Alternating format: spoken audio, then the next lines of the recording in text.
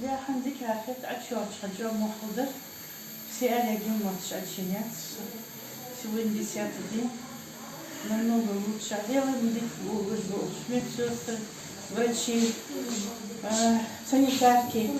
Чем мало, как один до этого. Хочу же окружить, я же не думаю, что врачи так могут.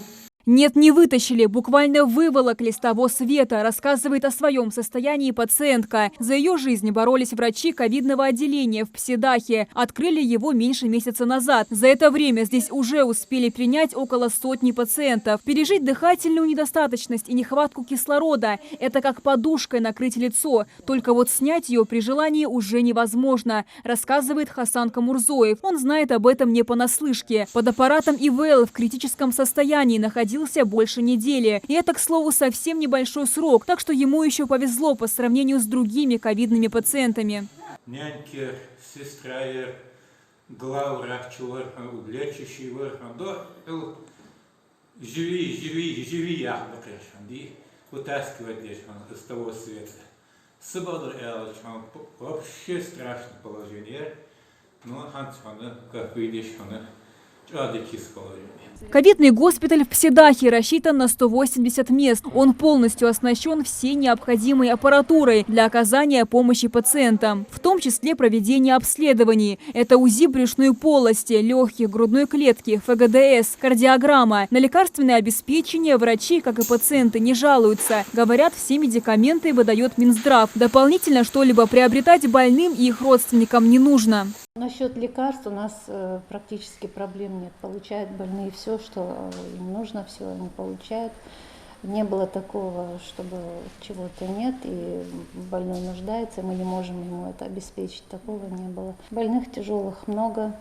На сегодняшний день 102 больных, в реанимации 5 больных.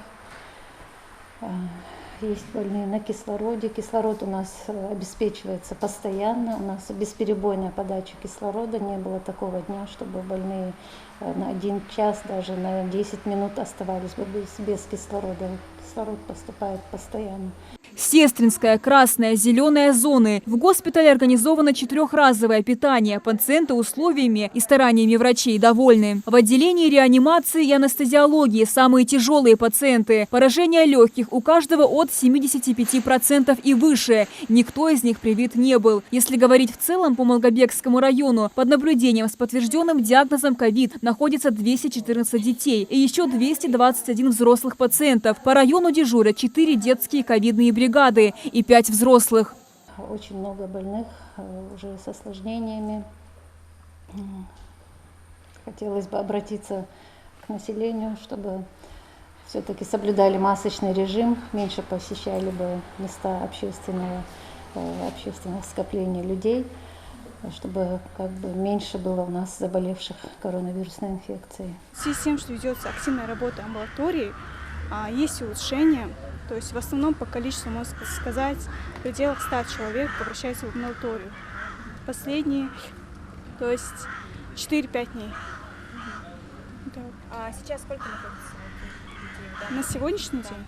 То есть обращение сегодня было, это вот с 8 утра до обеда получается, предела 10 человек бывает. Увеличивать коечные фонды в ковидных госпиталях вынуждает статистика. Скачкообразно, но она растет вверх. Большинство регионов страны готовятся к так называемой 4-й волне ковида. На случай ухудшения эпидобстановки в Ингушетии было принято решение развернуть дополнительные отделения. В нашем регионе эпидситуация начинает выравниваться, но делать прогнозы рано, говорят врачи. Важно соблюдать противоковидные меры. Амина Бокова, Умар Газдиев. Новости 24.